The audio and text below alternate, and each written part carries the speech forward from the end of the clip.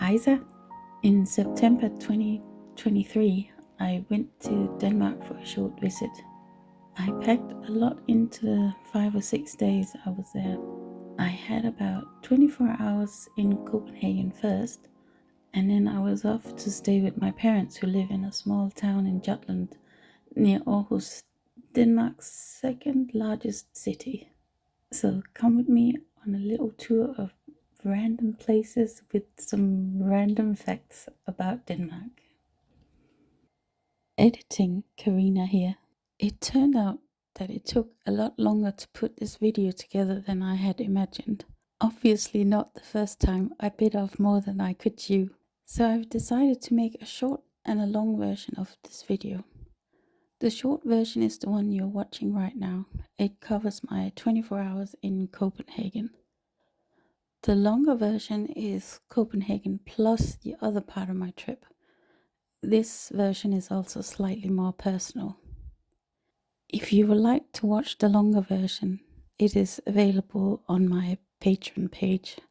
I will put a link in the description of this video. I hope you enjoy watching this. Have a great day.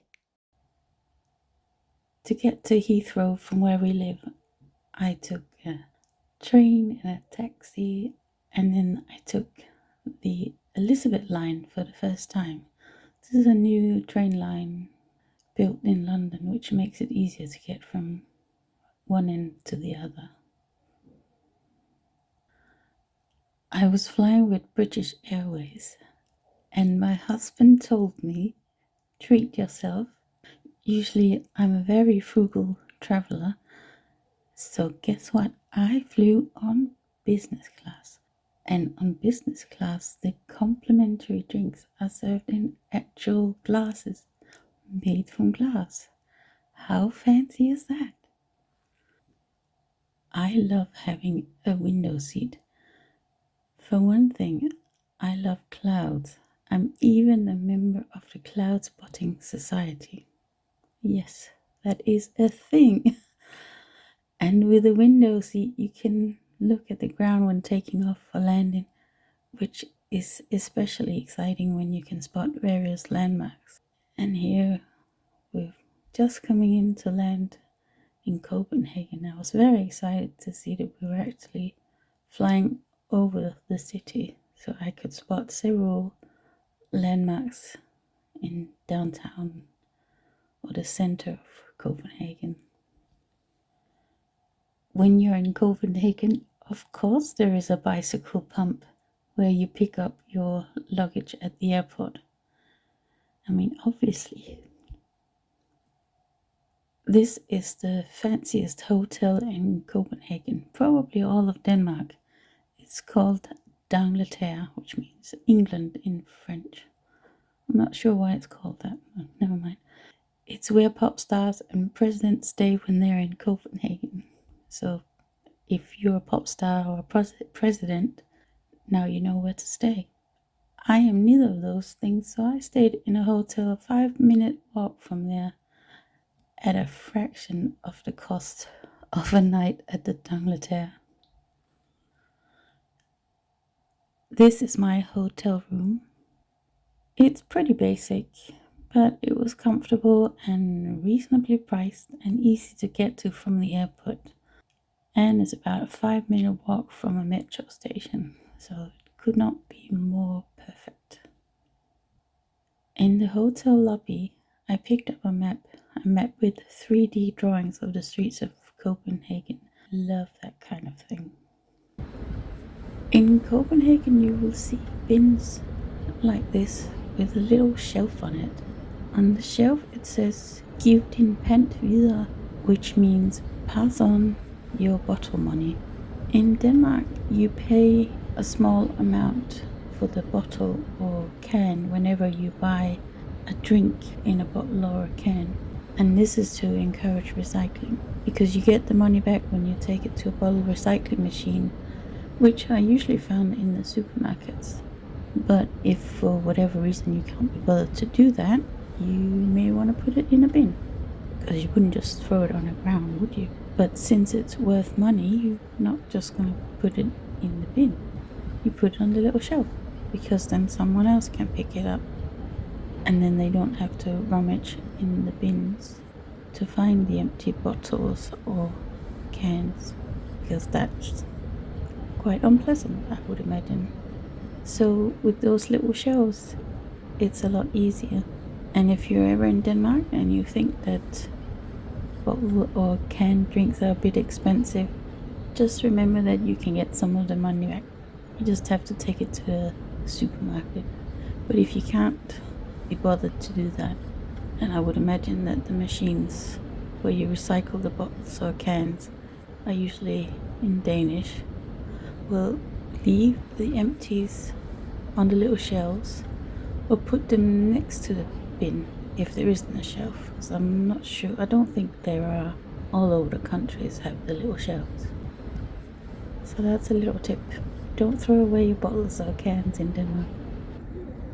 This is in the Kongens Nyhavn Square, just across the street from the D'Angleterre Hotel.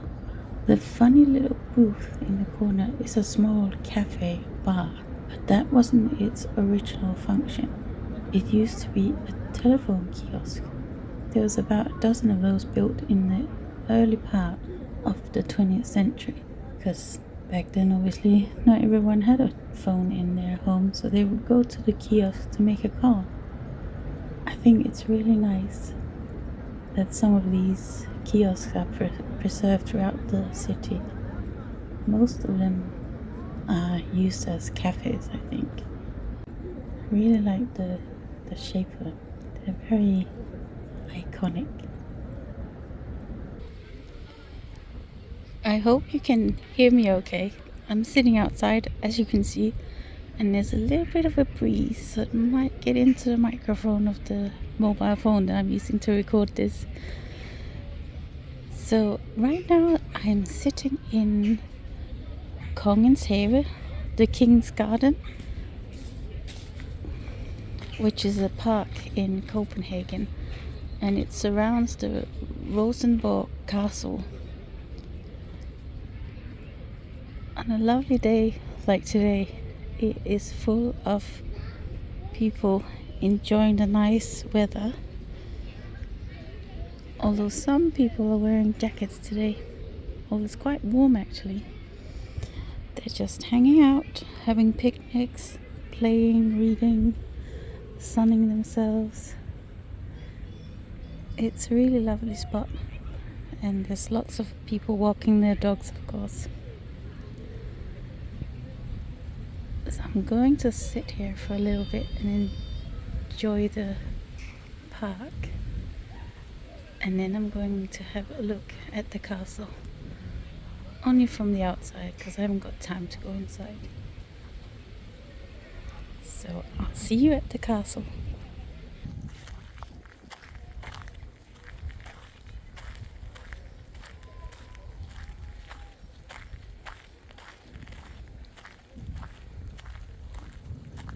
There is a rose garden next to Rosenborg Castle. Isn't it pretty? And places where people can sit. And I don't know if you can see him over there. There's a guy on a bench doing some embroidery.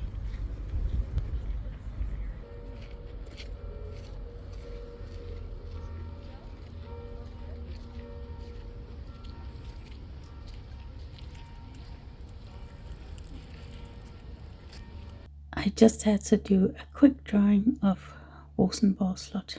Drawings, sketchbooks really are the best souvenirs, because while you're drawing, you sort of embed the memory of the place in the page. The smells and the sounds and people walking past. Very much recommend using a sketchbook, especially for traveling. This is Rosenborg Castle, seen from the rose garden. I'm sorry there's a big tree in the middle, but it's quite sunny here, so I had to get in the shade of some bushes to be able to see it properly. It's a beautiful Renaissance castle. I think I've been in it once when I was little, but sadly I haven't got time today.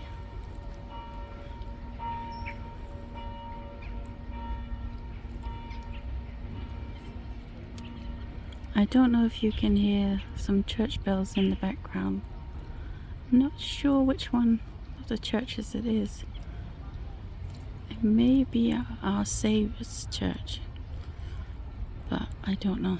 I'm not used to the churches of Copenhagen.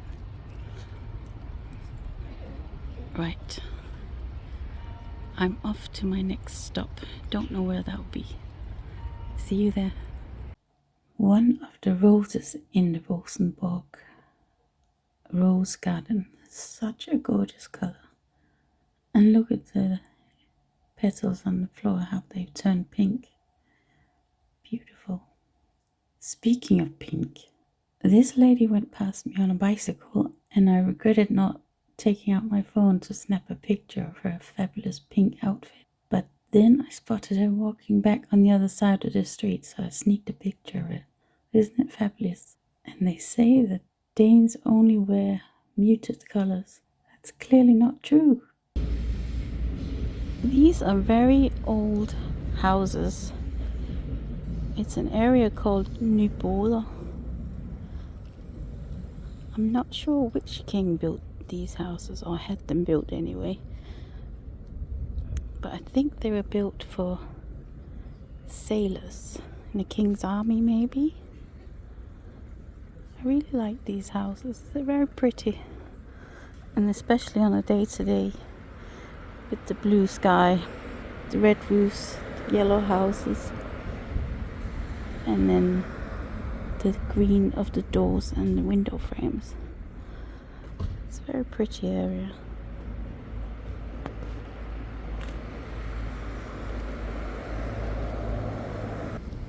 I stood here for a while at a fairly busy road because I thought I would see a lot of people on bicycles.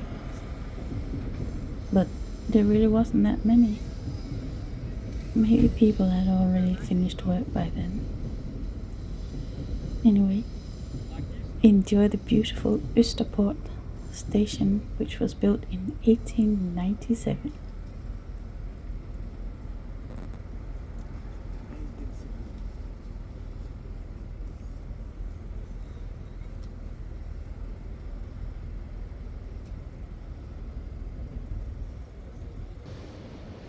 And this is inside Østerport station. Isn't that fabulous? I can't recall being in the station before, although I've taken the train here before. But there are often more than one entrance to the train tracks, because there are no ticket turnstiles generally in Denmark. So it's not always necessary to exit through a station building. And then you can miss seeing gems like this. I took the train from Østerport to Nyhavn, another station in Copenhagen, to go to Torvehallerne, which is a large food hall and vegetable market. The vegetables are absolutely beautiful. The reason I went to Torvehallerne was so I could buy some vegan flødeboller. Flødeboller are a kind of marshmallow with a wafer base and covered in chocolate. They are really nice, but vegan ones are not widely available, so I do make an extra detour to buy them from Glean in Copenhagen. I took the train from Østerport to Hovedbanegården, the main train station in Copenhagen. It is a beautiful building, at least I think so.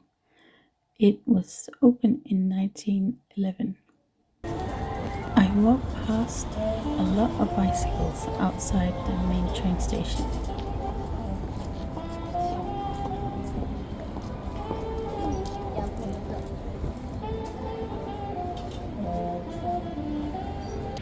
And past the entrance to Tivoli.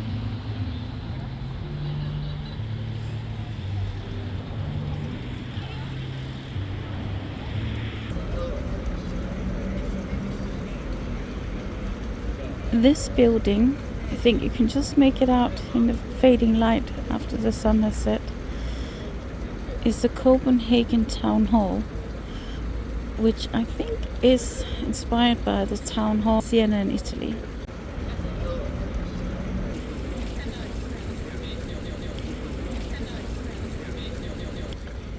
over there, it's a very common sight.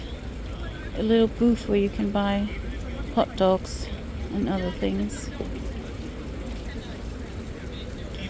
And there's actually one over here as well, because obviously one is not enough.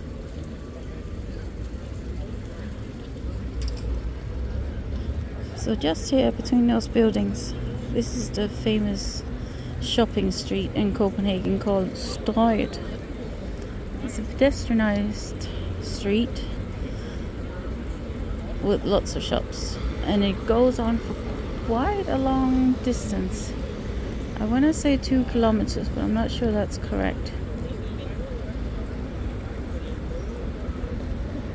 So let's just have one final look at the town hall.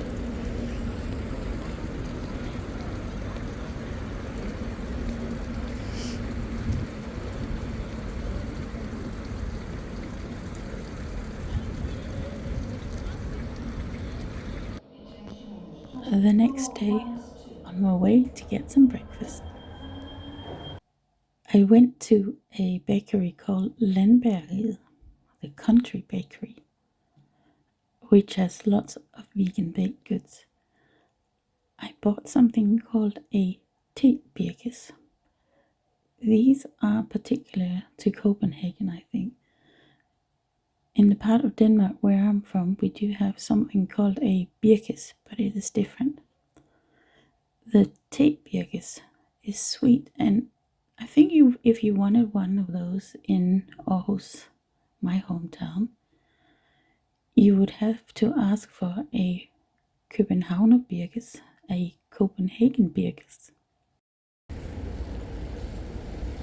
I ate my Kbh, and then I stood and watched as wave after wave of people came past on their way to work. Lots of people come this way on their bikes on their way into central Copenhagen.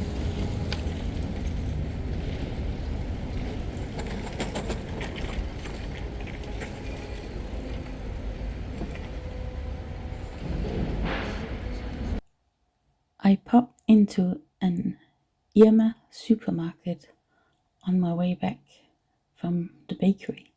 The Irma supermarket is an icon in Copenhagen, but soon they'll all be closed or called something else because of restructuring in the parent company, which I guess is a bit of a shame, but it is what it is. I was tempted to buy some herbs or spices as a little Irma souvenir, but in the end I didn't. I have enough herbs and spices at home. I went back to my hotel. I checked out and then I sat in the lobby for a bit. Another very handy feature of this hotel is that you can leave your luggage there after you check out or before you check in. And it doesn't cost a lot compared to some places around town. Time for a little bit of sightseeing. I have walked past Nyhavn, this famous harbor area in Copenhagen, and Nyhavn means new harbor. I have walked past here many times. It is very pretty, but that of course also means that it is full of tourists. I stopped on a bridge to do a quick sketch, probably getting in the way of at least half a dozen selfies. Then I walked to the nearby Amalienborg castle. One thing I really like about the center of Copenhagen is that you can basically walk to all the places you want to go. There are buses and a metro, but if you feel like it, you can just walk. This is Amalienborg, the royal castle in Copenhagen, where the Queen lives, Margaret II, and the Crown Prince and his family. It's made up of these 4, I don't know, what do you call them, mansions? Individual palaces?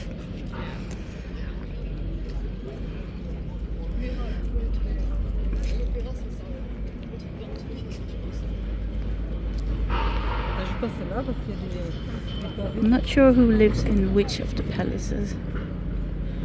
But what I really like about this place is that it's just sort of part of people's everyday lives. People cycle across on their way to work, way to school. It's not some rarefied, off-limit place like some royal palaces are. And I think, although I'm not sure how old they are, but I'm pretty sure that it's quite a common sight to see the crown princess taking their kids to school on a bike, because this is Denmark and that's what you do. In the background there, with the green dome, is the Frederiks Church, but pretty much no one calls it that. It's just known as Marmorkirken, the marble church, because it looks like it's made of marble. I'm not sure that it is, but even the metro stop, which is right behind it, is called Marmorkirken. So if you're ever in Copenhagen and you want to come and see the Queen's Palace, you want the Marmorkirken metro stop.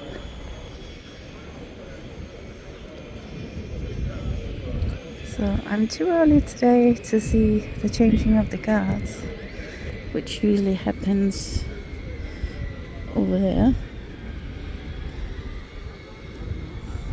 And they come through that gate there with music playing. But I won't be here for that.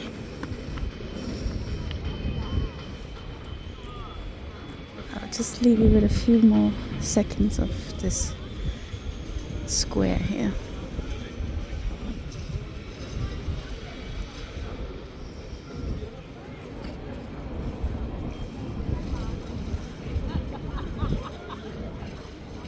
This is Marmorkirken. I really like it as a building. One day I need to draw it properly with all the little details. So I took the metro from the Marmorkirken stop to the Gammelstrand stop, and then I walked to Gammeltorv, the old square, where I sat for a little while with my sketchbook. Then I had lunch and went back to the hotel to get my luggage. I had some time to kill while waiting for my train, so I did another sketch. It was quite complicated with all the arches and other things, and it was quite warm as well waiting in that train station. On the train to Jutland. A little tip if you're going to Denmark and planning on taking a train when you are there, especially for longer train journeys. If you can plan your train journey ahead, you can book cheaper fares with the DSB Orange tickets. Usually, if you buy the ticket 6 to 7 weeks ahead, it is cheaper. But remember to also book a seat, because otherwise you're going to have to stand up, especially if it's busy. This is just a regular intercity train. Nothing fancy, but it was very comfortable. And the tables were very clever, with a folding bit so you can get in and out of your seat easier, but also have a decent sized table for working. I had to sneak a picture of this woman across from me on the train, because she was also wearing a fabulous pink suit, like the lady in Copenhagen that I had seen the day before. So it's definitely not true that Danes only wear like grey and black and white.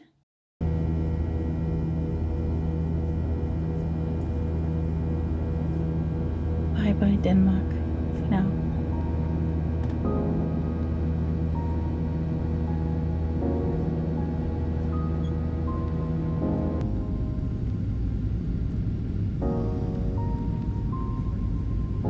Hello England.